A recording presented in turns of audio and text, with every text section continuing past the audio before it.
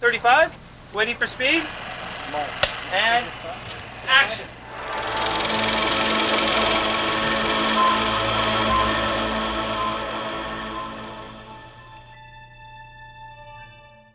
I'm Dr. Marilyn Fithian. I'm a sexologist. I've worked in the sex field for about the last 40 years. I've done physiological research and observations of coitus, masturbation, and other kinds of sexual activity, and I've seen over 6,000 nude bodies in all of my work. I sometimes am asked why I work in the field of sexology, and the reason is it's a very rewarding field to work in, and it's very important. I think everybody's involved in sex one way or another, and the more we know about it, the better off we are. Well, I don't mind talking about it. I mean, I don't talk about it in professional meetings. I don't mind talking about it. Yeah. But it is really interesting. We had a couple, and they were a pair. I mean, they were a live-in couple. And neither one of them knew anything about sex. So what we did was we had them do the secret ritual. We just explained what we wanted them to do, and that was they had a silk robe. He had a silk robe, and as I remember, it was tea or something like that. He had something that he drank, and she was in the other room. Then they came together on the bed and got into juxtaposition. Not intercourse, but, you know, with genitals and next to each other. And we told them just to lay there, you know, legs intertwined kind of thing, so side by side intertwined, so that the genitals were together. Mm. It had to be the 4 days after the cessation of menstruation, so that meant we went in on a Sunday to do the research, and we did it three times. I mean, it wasn't just once; we did it 3 times. The same thing happened every time, and we said, "You just lay there and just don't move." So we went into the other room, and supposedly in 32 minutes, which it was exactly 32 minutes. After getting together, he let out a yell. He said, "Hey, what's going on?" And what he said, "Well, what happened?" And he said, and they both said, "Well, it was like an energy flow running from her body to his body to her body and back." They said it was fabulous. It was unbelievable. And wow. so you know, the next month we had them do the same thing, and they had was no clock in the room. They had no way of knowing what time it was. And it was 32 minutes again. The same thing happened. So we did it 3 times with only this one couple. So it wasn't what you'd call scientific research. We were interested in because we'd read about the tantric ritual, and we're interested in all kinds of sexual behavior, and people do use that. Okay, well, why do they use it? I mean, obviously it has some value. And it's called Tantra, the yoga of sex, and it's a secret ritual, and it's, trying to think of the name of the man that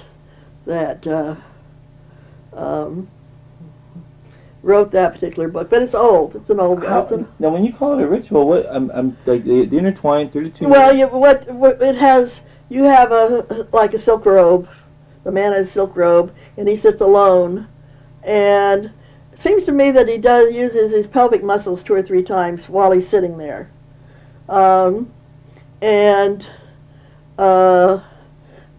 It's been, you know, like, it's been since 1968 or 69 since we did that, so it's a long time ago. But it seems to me that he did pelvic exercises while he was sitting there drinking the tea or whatever it was. And there was... I had to buy something, I remember rose water or something or other that was also part of the ritual. And she was out of the room, but then they came together and they were in juxtaposition, laying on the bed, and not moving, and not talking, with their eyes closed.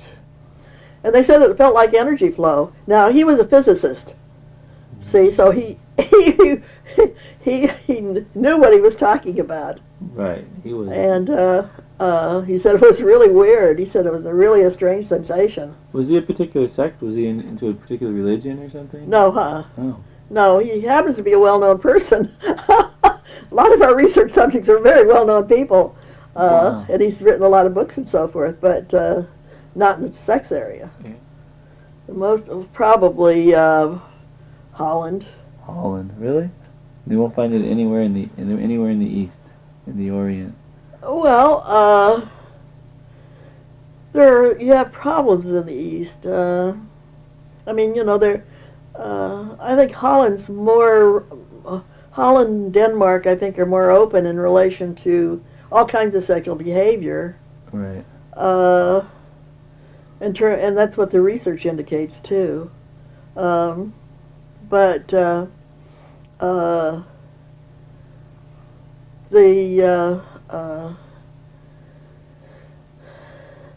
We had research subjects from all over about 19 countries. We had that office building on the corner down there. We had almost the whole floor. Are you serious? The one right here when I drove up? Yeah, that No big kidding. 5-story office. We had almost the whole floor. No. Yeah, we had a big research lab there, and we did therapy, and we made films, and That's amazing. yeah. Well, and we would have probably still been doing it, but we were in an automobile accident, and my partner he died. So. Oh, sorry to hear that. So we haven't, I haven't quit. We retired. We had to retire because we couldn't work, and but we're not all that retired. I've got research data that's, I've got a whole garage full of research data that I have to analyze, and then I do library research too, because I've got these books, and I've got another room that's full of all the walls are covered with books, and then I've got another room that most research subjects, most people that have done research, scientific research, have only done it on 4 or 5 people. We had 751 that we measured. We had an 8-channel, about a $20,000 machine that we make measurements with. So we have tons of records, and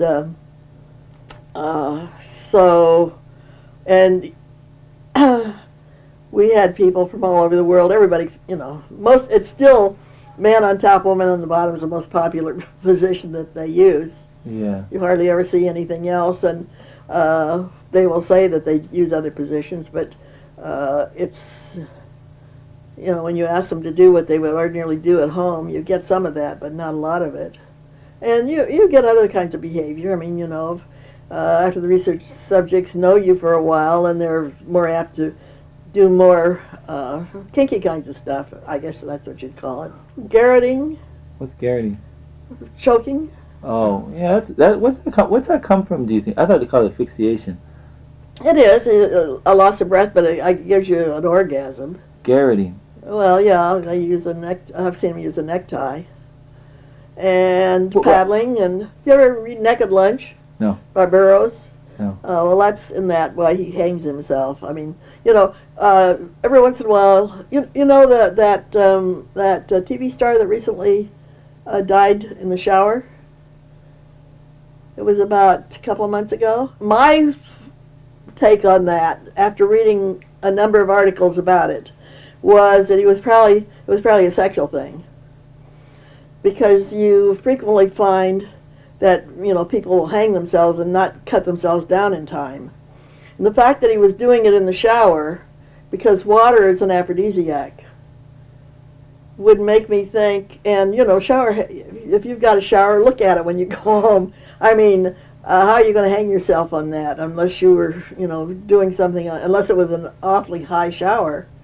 Unless you were and if he was hanging himself, which he could have just been hanging himself, but being able to touch the ground.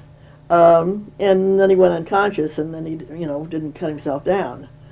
But they found him in the shower nude, and so to me it sounded more like, rather than suicide, it sounded more to me like he was probably having a good time.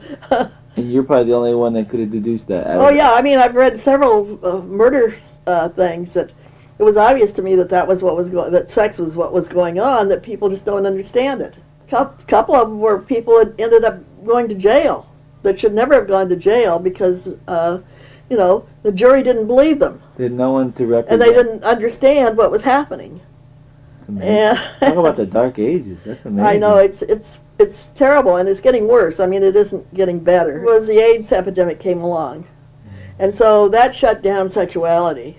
So people, quit having sex, and so there's not as much, nobody's doing research, and it would probably be impossible for anybody to do the research that we did. We had 751 people that we monitored on an 8-channel recorder. It's a big piece of equipment like this, and we measure your heart rate, heartbeat, capillary pulse, galvanic skin response, pelvic contractions in vagina, anus, and uterus, and it's just, it's not possible to do that anymore. And all of our research subjects were volunteer, and a lot of them were professional people. Part of the reason that nobody does is it's really terribly expensive. But we generated our own money. What we did was we lectured all over the United States, and we took the money that we got from lecturing and put it into research rather than, use it ourselves. Yeah, well, I've never seen that, but I have. You do see. I have seen male erections in the fetus with an erection. See, one of the murder stories that I read that was really interesting. See, in some cultures, the stimulation of the penis by the parents, the mother, or oral sex with the penis, is done with an infant to get it to go to sleep. In some cultures, now see, what happened was it happened in the United States. This woman, her grandmother was from Italy, from a rural area where apparently this was what they did. So apparently she had told her daughter that, this is the way you got your child to go to sleep. So that's what she was doing. Well, the husband came downstairs, saw her doing that, and started chasing her, and she fell and hit her head, and it killed her. And he was tried for murder and sent to prison. Oh. But she was, because none of the jury believed that a mother would do that. Oh my God. Well, if that's part of your culture, and see what happens here, people come from all over the world to come to the United States. And they bring with them their cultural traditions. If they don't know, and we don't talk about it, how are they supposed to know? I think it was last year, 2 Iranians were sent to jail because, they... Mutilating, that ritual? That what happened was... Those were Africans, yeah. Yeah, what happened was they married their 12-year-old daughter or 14-year-old daughter to some guy, to two guys, and so they were arrested because this was, you don't do that. Not in this country. Yeah, but that was traditional in terms of Iran. That was what you were supposed to do. And, they've been here a couple of years. They don't know the difference. And my problem with it is that they needed to deal with it in a different way than they dealt with it. They shouldn't have gone to jail. They should have dealt with this culturally. I mean, teach these people that this is not acceptable in the United States. Right. But not send them to jail because they did someone it. like the DA on it that are completely naive, completely single-minded, that won't even think that that's the direction to go. No, nobody ever thinks that that's what you should. That's why I work in the sexual field, is because the more I can talk about things like this, and the more I can educate people, then I'm trying to. You're the lone voice in the desert. That's right. Well, we do have a couple of organizations, but people are really afraid to work in the sexual area because it's such a taboo area. We wrote a book in terms of how I got into sex, and we had probably about 5 or 6 people who couldn't even write an article about it, a chapter in the book, because it would jeopardize their job. Insane. And when we were initially doing some research, there were several doctors that wanted to do research with us. And some did, but early on, some of the doctors that wanted to do research with us, they were told that if they did sex research, they would lose their jobs. at universities. It's like the Hoover administration. Yeah. What's his name? Right. We probably- So it becomes a real problem in relation to, in most doctors, up to about 1970, no doctor, well, I take it back. In about 1970 or 72, we lectured at the medical school in Indiana.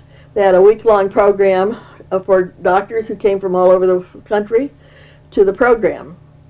We were the only one that talked about normal sex. Everybody else, they talked about, homosexuality. Well, that's okay, but more people are involved in heterosexual, everyday sex than, and one program was on what to do with a seductive client or patient, and what to do with the fetishist. There were those kinds of things that you don't get very many people They're like involved. a small segment of what anybody That's should really right. know about. That's right. Well, we did a lot of psychological testing because both of us had psychological backgrounds. I'm actually a social psychologist, but I do have a degree in human sexuality. But we gave people a test, which was a schematic drawing, just a ordinary, everyday kind of thing. It wasn't anything fancy, of male genitalia and female genitalia with little lines, and you were supposed to identify what was what. Yeah. Couldn't figure it out. No. If a man doesn't even know where a clitoris is, how's he ever supposed to do, or a vagina, how's he supposed to do anything with it? Unbelievable. And we had not only people who had problems, but we did that with people who didn't have problems. That is, they should have known. Sure. Just as an education, as a means to educate. So, but where do you get education? Where do you go to learn about sex? It's a learned behavior. Where do you learn? It's like, breathing, eating, walking, sleeping. All those things are learned. You have propensity for them, but you have to learn to have a pattern of sleep. Right, you have to learn to eat. Otherwise, it's any nursing woman will tell you it's real trouble in terms of getting the baby to learn to nurse.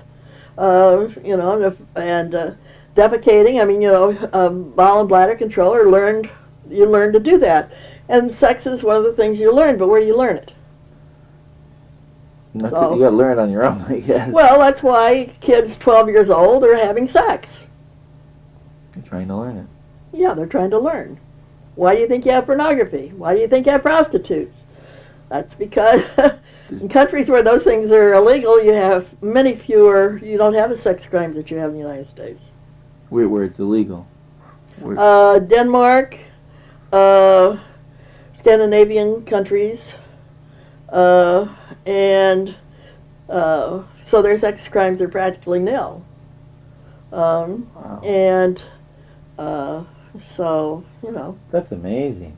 They did. it's not that I'm for pornography. It's not that I'm for prostitution. But if this is the only way they're going to learn, well, that's what you have to have. It's the Elizabethan taboo hasn't released its grip, at least in the Western world. They're still suffering, and because of it, you got these warped perceptions.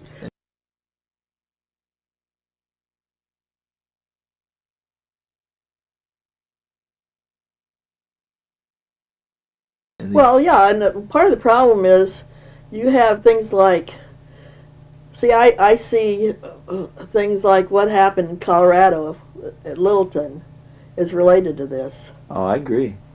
Here you have two young kids that are probably, scared to death in terms of sex, and I'm supposed to know all this, and you have a real high suicide rate among young kids.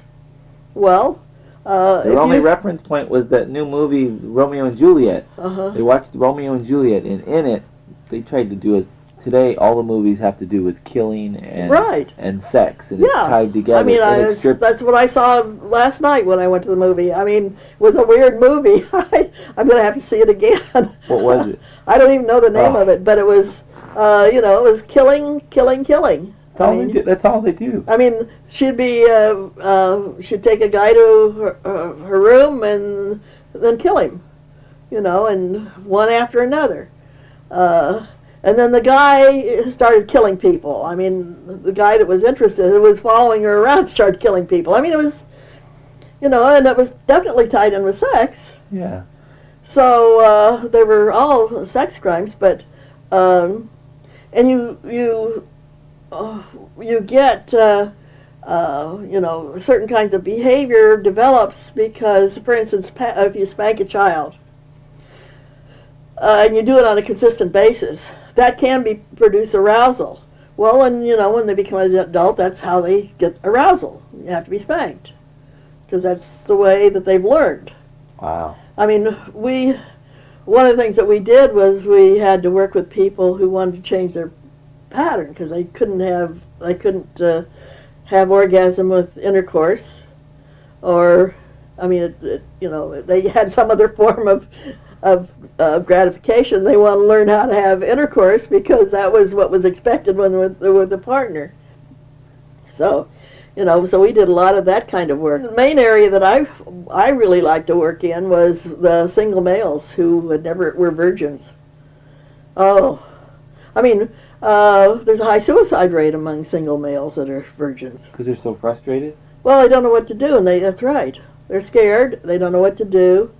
And believe me, they don't know what to do. They're completely lost. Because they're completely lost. I read a study about monkeys. Monkeys who were taken away from their parents at birth. Yeah, and held in captivity, and they're completely retarded. They don't know what to do. And completely retarded and frustrated. That's right, frustrated and very aggressive. Fight. Lots of fighting. That's why I say, I mean, you know, it's all of the violence and everything that's going on, I see as being related to this area. Yeah. And I just see people doing the wrong things in terms of trying to resolve the problems. Wait, the things that they're teaching kids are about guns and violence. Yeah. They're not teaching them about the sex part of it. No. The guns and violence would probably be all right if they gave them a little lesson on the sex part. That's right, on the sex part, right. When we did research, we didn't care whether the people were functional or not. Because if you just see functional people, you don't know what happens with people that are not functional. Most people that have done research just take functional people. We took everybody, no matter what. Okay, we want to see what you do. Okay, well, then we can see where they're frustrated. We can see what they tried to do, and we can see the difference between those that functioned and those that didn't function. So when we did therapy, we knew how to help people. Because we knew when they told us what, we didn't have to see people that we worked with in therapy, because we knew from our research sample what was happening when they talked to us. Most women are not physically, don't have enough physical stamina to reach orgasm. It's a physical activity. It takes a lot of energy and effort, myotonia, and they got tired and quit. And most people don't know how to have orgasm. That is, once you learn how to have orgasm, you can have orgasm in a couple of minutes. But until you learn how to have orgasm, you do all kinds of stuff but don't get there. And then they change around trying to do different things because they think it's supposed to happen right away, and it doesn't. They try something else. So we worked with a number of people in the research lab because we hooked them up with our equipment and then made suggestions to them. You know, okay, and then we could see when they were moving towards orgasm. Where breathing is the least, the area of least, you can either hold your breath, you can breathe rapidly, or you can breathe normally. So it's the least it's the least predictable in real life, but it's the easiest way to get a person orgasmic. Because what you do is you have them change their breathing pattern. And some people have orgasm by breathing very rapidly. And some people hold their breath, and some people breathe normally. So what you do is you start working with their breathing pattern, and then as they move towards orgasm, you say, well, continue doing what you're doing. You're moving along fine. Otherwise, people quit too soon in terms of what they're doing because they don't think they're getting anyplace. So you basically mark the breathing that's occurring during that period of time where they're reaching orgasm and say, stay with that breathing? Well, yeah, stay with that breathing pattern if it's moving them towards orgasm. Some people will breathe rapidly and then they will hold their breath. But what you do is you try and get them to, if you're telling them they're moving towards orgasm and they're doing fine, just continue doing what you're doing, then they'll move into and have orgasm. It's because they don't feel that they're getting any place. It takes some people an hour to have orgasm. We had one research subject that we ran for about 5 years. The first time we ran her, she didn't have orgasm at all. But every time we ran her and monitored her in the laboratory, she was a research subject, it didn't take as long. Now she has orgasm 2 or 3 minutes. Well, once she learned how to have orgasm, then she moved towards it, and it was, so she became more comfortable with it. And initially, there's always, when there's strangers in there telling you what to do when you're at a sexual, you have some, reluctance. Oh, yeah. I remember one woman that she'd been through 3 women's groups someplace else, I don't know where, and she came down and talked to me, and I said, well, we couldn't offer her anything except monitoring in the laboratory if she wanted to go in the laboratory. And because the women's group should have helped her, because women's groups, they often masturbate in front of each other. So we put her in the laboratory, and she'd get close, and then she'd quit. So we suggested we leave the room. And once we left the room, she had no trouble having orgasm. Our problem was she can have orgasm all right in terms of masturbating now, but she couldn't have orgasm with her partner, but because she saw that as a control issue. And if she had orgasm with him, then he was in control. Wow. This... It was all in the mind. Oh, yeah. Oh, yeah, it's a very tricky area. Sex is a very interesting area to work in, believe me. And working with people is, you help them understand what they're doing. We never changed anybody's behavior. All we did was show them what they were doing. This is what you're doing. Now, if you want to continue this way, you have a right to be dysfunctional. Nobody says but this is what you're doing, and so as long as you do that, you're going to have difficulty. And control issues are a big problem, especially with women. Well, feeling not worthy. Poor self-concept. One of the things we did was work with self-concept. I'm not worthy of having orgasm. Okay, what's wrong with him that he likes me? There must be something wrong with him. That's interesting. There's all these kinds of really interesting kinds of things that go on. So, it's what we had to teach people was it was not their responsibility to bring their partner to orgasm. The person who is going to have the orgasm is the one that should have the orgasm. It's your own responsibility. It's your own responsibility. If you want to have orgasm, fine. If you don't want to have orgasm, forget it. Don't, because but you do that to yourself. You prevent yourself from having an orgasm. And it's not somebody else's, not some guy's responsibility to bring you to orgasm. And and because most women, that's their attitude. He's got to bring me. He couldn't do it for me. Yeah, that's right. If he can't do it, I will find somebody else. And you find that in marital relationships. I don't have orgasm with my husband. It's just because or I must be in love with somebody else because I have orgasm with them and not with my husband. Well, but that's a control issue. They'd divorce their husband, married this other guy. They're going to have the same trouble. It's going to be... Repeat the same pattern. That's right.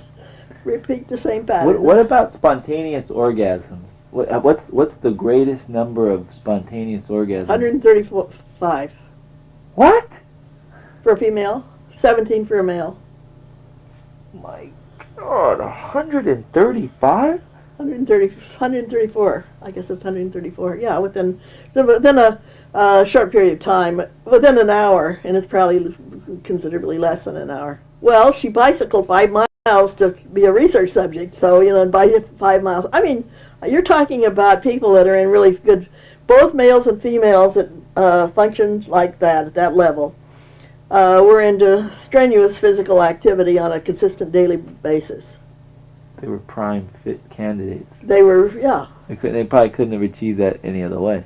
Well, one man that was multi-orgasmic, we had him in the research lab the most, probably about maybe 30 times. There was a time that he quit bicycling, and it made a big difference in terms of how he was still multiply orgasmic, but he wasn't that Perform- multiply orgasmic. You know, it'd be maybe 4 or 5 as opposed to 16 So kind of his thing. performance diminished. Yeah. So, you know, physical, but on the other hand, you do too much physical exercise and then it causes other kinds of problems. So, you know, you have to have a happy balance there. How do you develop how do you work towards, is it something that's actually, it's just built into the biology of a particular person, they're wired that way, in terms of the ability to have spontaneous orgasms? To, you know, like those type of people, those are rare because of just their genetic makeup, their own. Are you talking about just having orgasm without any kind of stimulation or anything? Oh, did I say spontaneous? That's a good question. That's Oh, yeah, that happens. I mean, you know, in church, for instance, organ music will produce an orgasm with some people. Just the tones? It's a reaction to what's going on. Wow.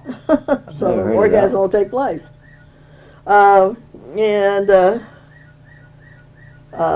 Nursing women sometimes have orgasm.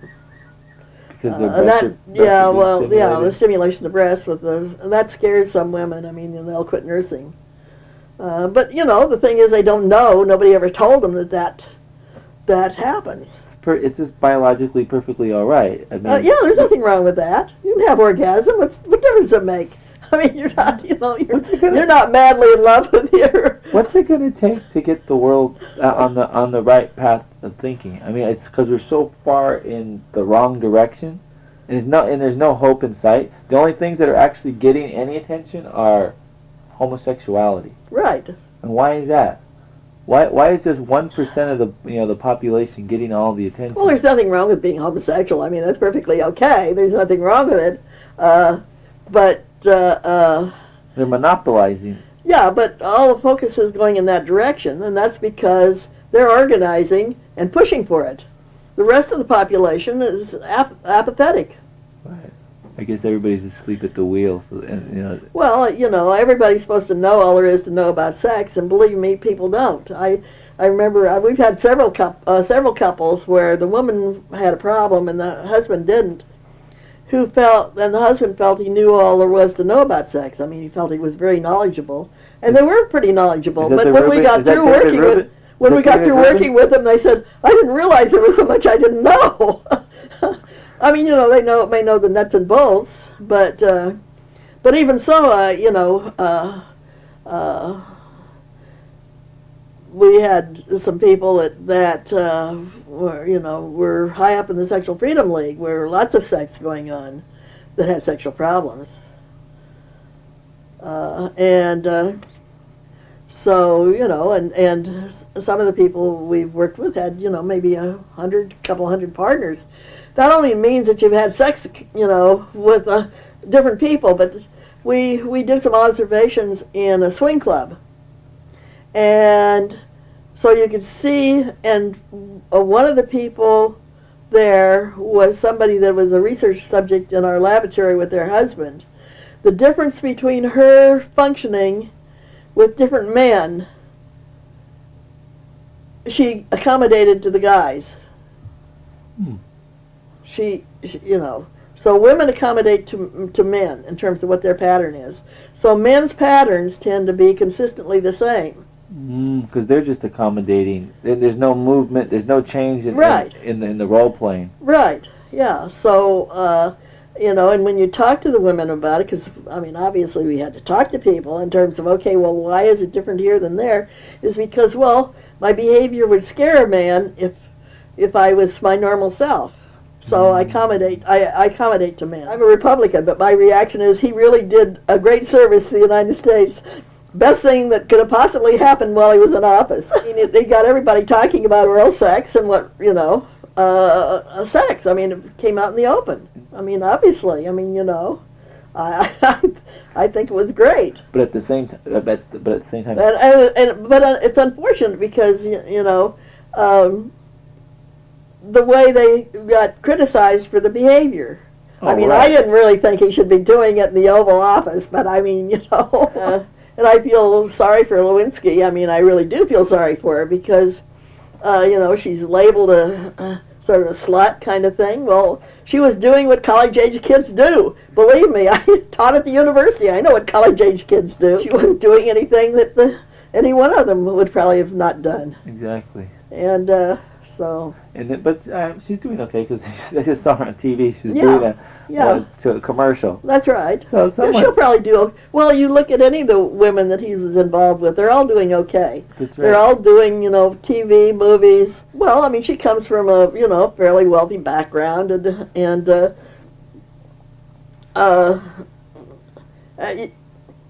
certain kinds of behavior are acceptable behavior in certain socioeconomic groups. Right. It's just that you don't make it public. Exactly. Exactly. And so it's the fact that it became public, I think, was the basic problem. Our treatment program, we had a 34-step treatment program, and I think more therapists use our method of treatment rather than Masters and Johnson. They just don't know that that's what they're using. Because Masters and Johnson didn't, ours was very specific in terms of what you did. This is what you do. And we did have people do things in our presence. Simple things like hand caress, foot caress, face caress, and body caress.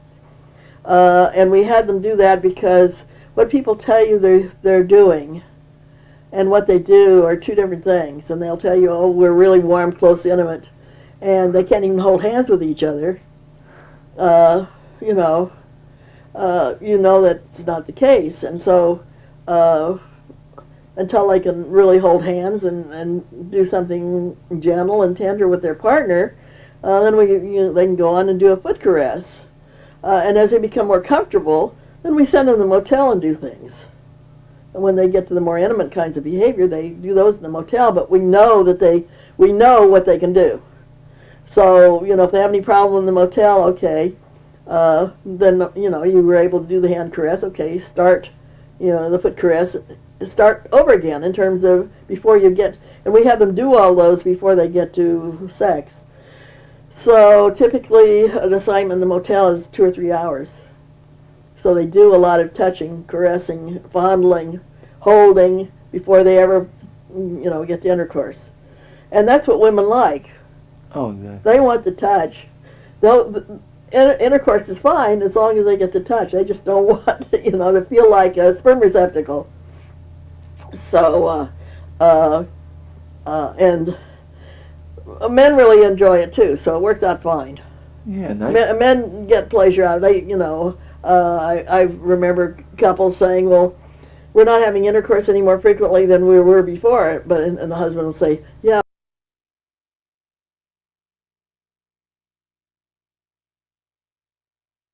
but the quality is so, I don't want it any more than we're having it.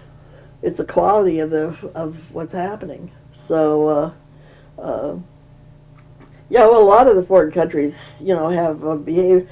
That was one of the things that we did in terms of our research. I mean, I read all about what was going on every place.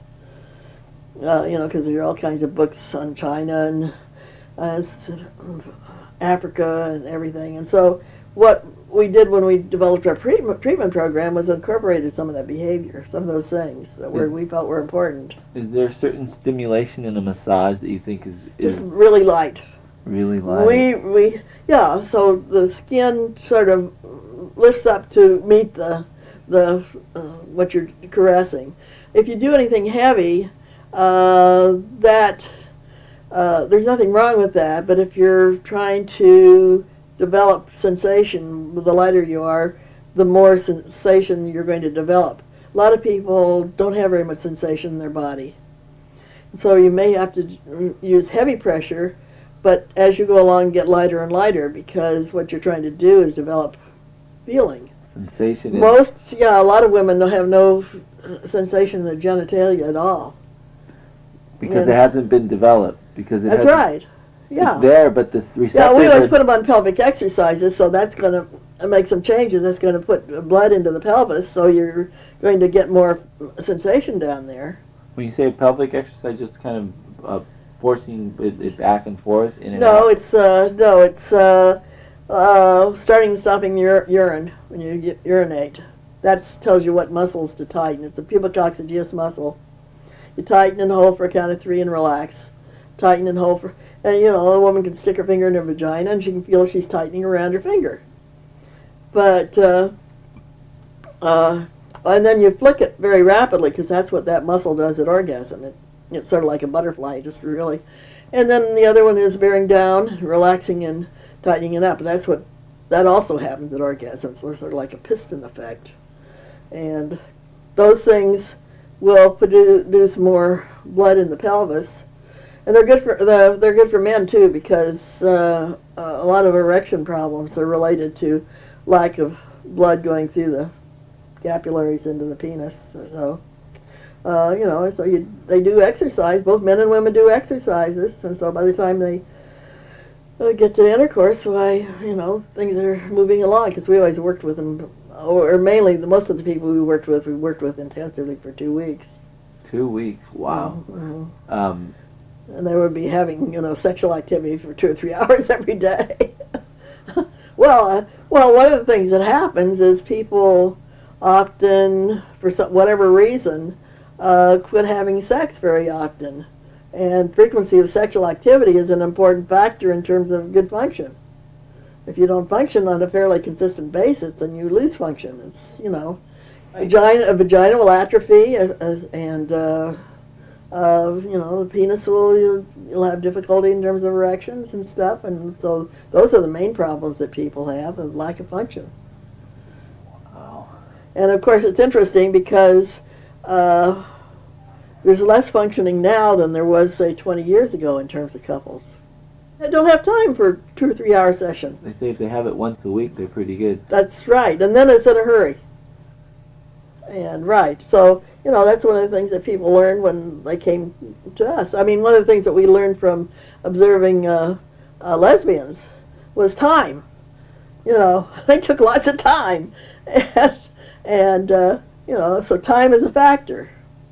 What do you think? I think part of what I've watched my generation. I watched and I studied in a way because I was a psychology major myself. I ended up majoring in film, but that was my minor. And I saw when Madonna came on the scene, and her ideas about lesbianism and homosexuality, and her affairs that she had with other women, and the fact that she really was boy crazy, but she had girlfriends too. Influenced these young minds to the point where they were a little confused, or they just maybe not confused. No, it spawned them into that direction, but as a result, it confused them because there was no other answer or when it came to it, and they had affairs with them. Now they're locked in a world where they don't know if they're lesbian or if they're straight because they had the first experience with a woman, perhaps, or they had a better experience with a woman, and now they're 18, 19, 20, 21, 22, and they can't make up their mind on what they like or what they right. want. I remember it was last year, I think it was, the woman that was head of one of the large lesbian groups had just found a boyfriend. That's right. I know who you're talking about. The biggest woman. She's like the poster child. Right. Yeah. I know who you're talking about. So she lectured on it, and she didn't know, and she was confused. She said, "I'm not giving up my lesbian relationship." We worked with a whole bunch of males that were homosexual. That was before AIDS situation, and they were always offered a chance to have a same-sex partner or an opposite-sex partner. Every one of them chose an opposite-sex partner. Nobody chose a same-sex partner. I never could understand that.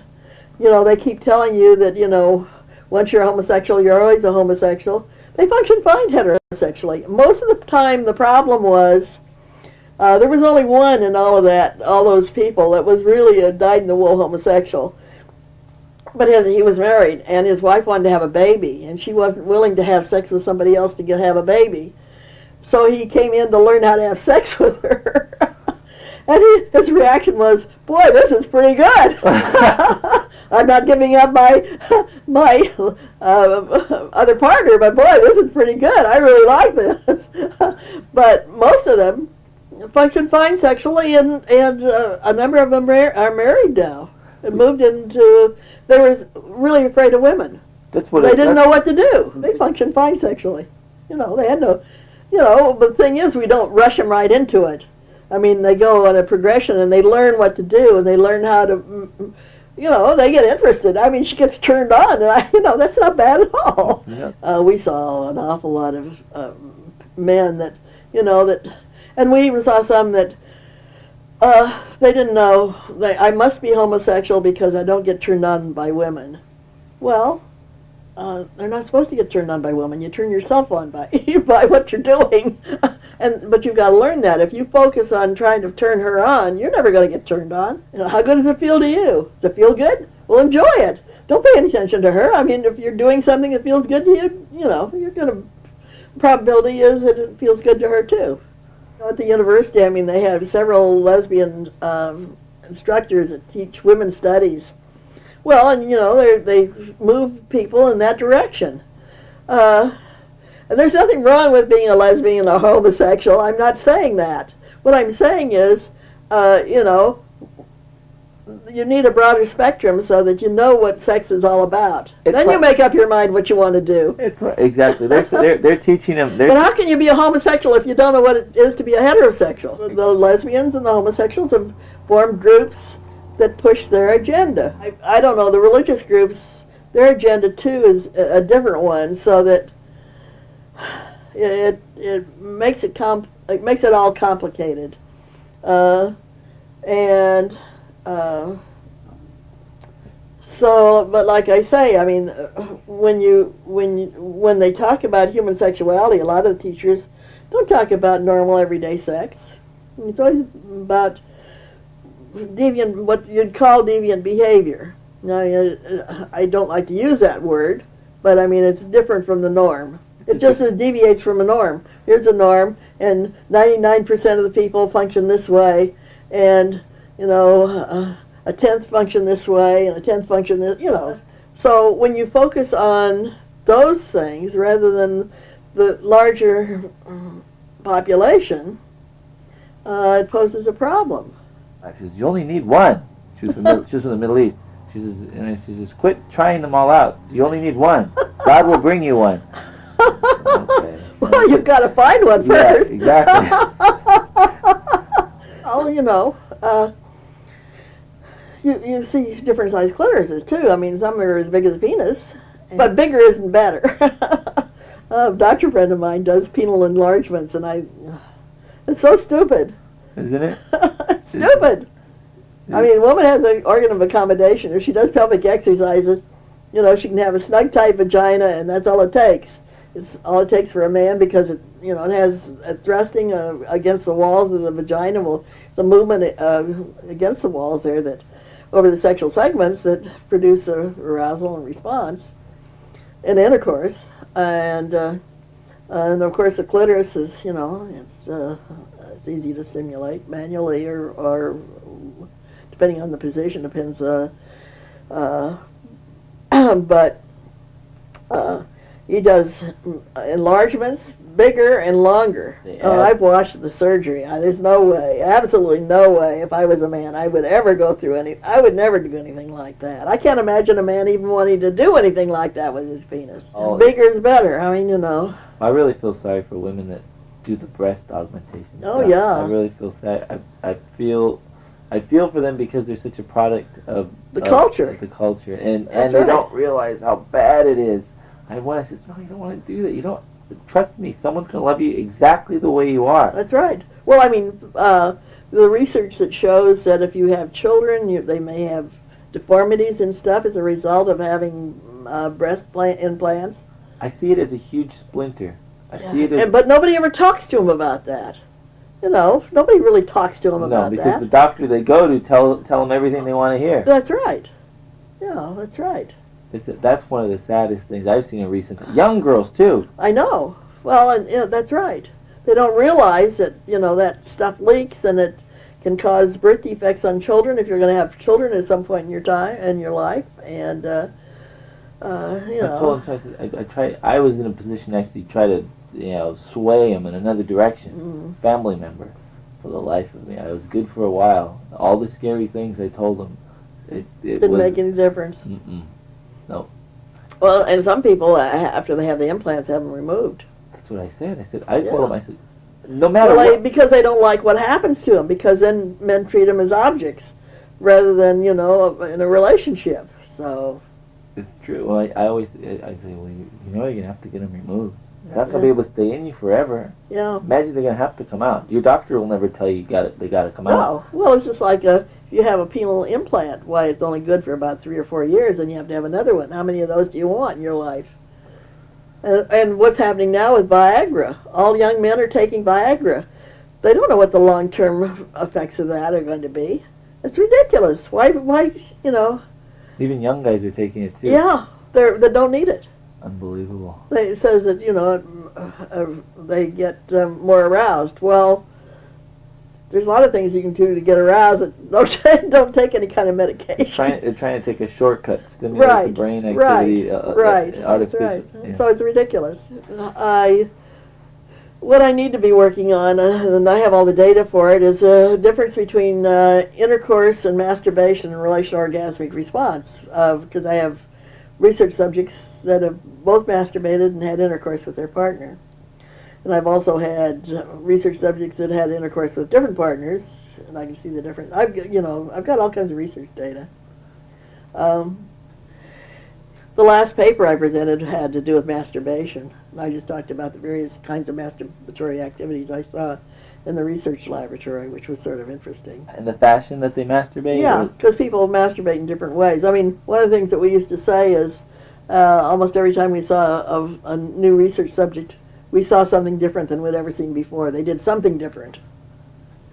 So, and you ask somebody how they masturbate, and they'll tell you, well, like everybody else. Well, everybody doesn't masturbate the same. Well, most of the research that's being done now is on college students, and and what do they know? Research on college students indicates that they're not very truthful when they answer. Of course not. They're going to tell them what they want to know. Exactly. Right. They don't know what they're talking about. Well, I mean, it's a couple of seconds, or they called me about 6 months ago for a TV show in L.A., and then they decided it was too controversial.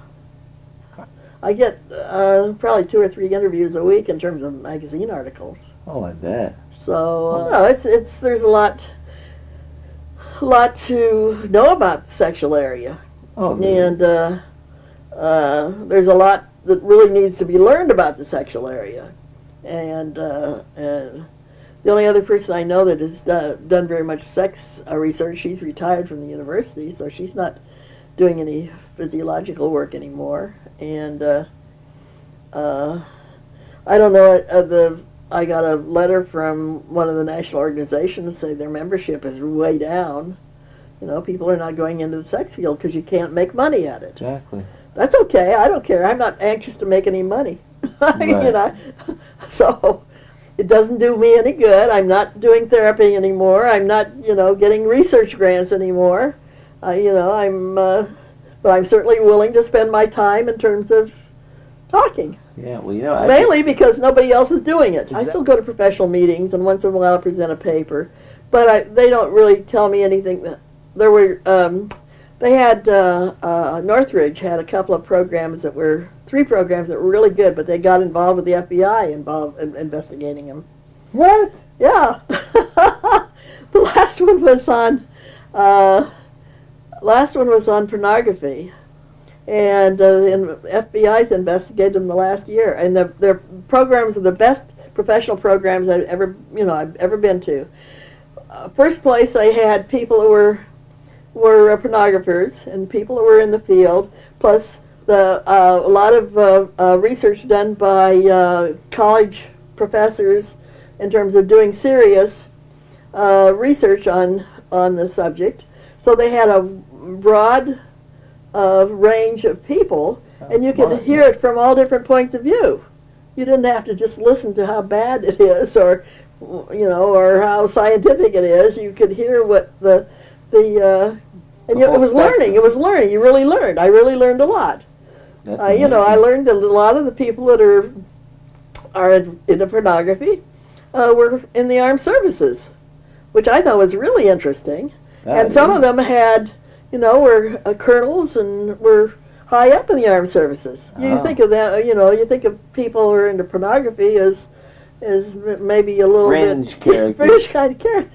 These people were really intelligent, well-educated. Yeah. Yeah. Wow, now that is interesting. So send that back to the FBI. Yeah, well, so they were investigating. So I'm going to San Diego when they have the conference in April and listen to what the FBI was doing, because there's a paper going to be presented on. I'm surprised they didn't clamp them down. I'm surprised. Well, they did. They would have had another program this year, and they didn't have it. Well, so they shut them down. Yeah. And the person that really sicked the FBI on him was Larry Flint's daughter. What? I think she's a born-again Christian, I think, is what I understand. And yeah, I mean, Larry Flint was there, he was there, and Hugh Hefner was there, and, heavyweights. Yeah, but, how else are you ever going to see those people? It gives you an opportunity to talk to them. They're real people. Yeah. And actually get a real sense of what's going on with them. What's the significance of all this? All you hear is what you read in the media. Exactly.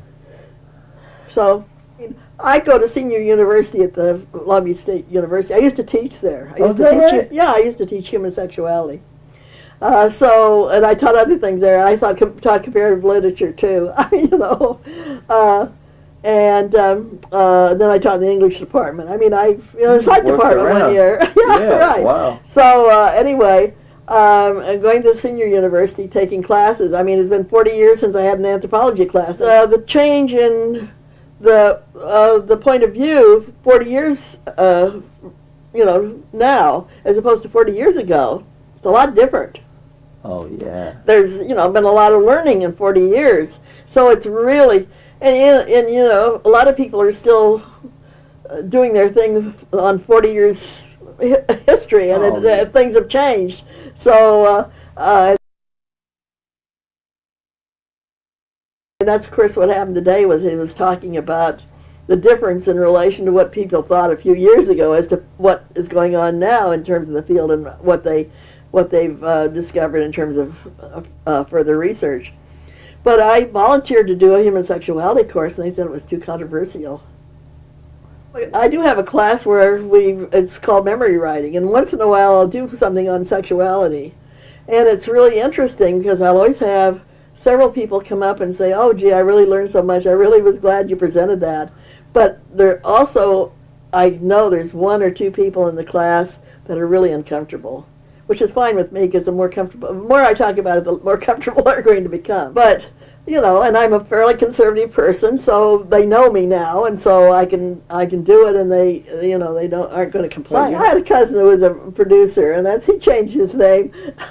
He needed to have a Jewish name. What can I say? I tell everybody. If you're gonna do films in Hollywood, you better, most of the people in the sex field are Jewish. I know my partner and I, that we used to say we're the only non-Jewish people in the whole field. It's a little bit different now because there are a lot of faculty people are sort of trying to move into the sexual area, although they're really cautious about it because of the problem they have with their university in relation to doing work in that, teaching human sexuality and stuff. But there are some people that are older like I am that at our age we don't care. What are they going to do to us? My partner had a lot of problems in that. He got excommunicated and just because of what he was studying, just because of his profession, basically? Yeah, because I work in the sexual field. So, and it was really hard on him because his father was a minister, so, he came from a very religious family. Whoa. And his kids gave him all kinds of trouble, all kinds of problems. Because we figured, well, if we could help teach medical doctors, because most medical doctors didn't know anything about sex. And we trained a bunch of medical doctors, and they said they got more training from us than they ever did in medical school in relation to human sexuality. Well, we saw some pretty interesting kinds of behaviors.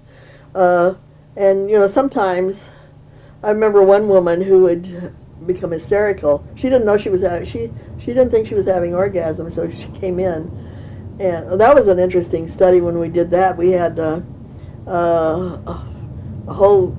we took a bunch of women who said they were not orgasmic and monitored them in the laboratory, and 3/4 of them were orgasmic. They just didn't know they were having orgasm.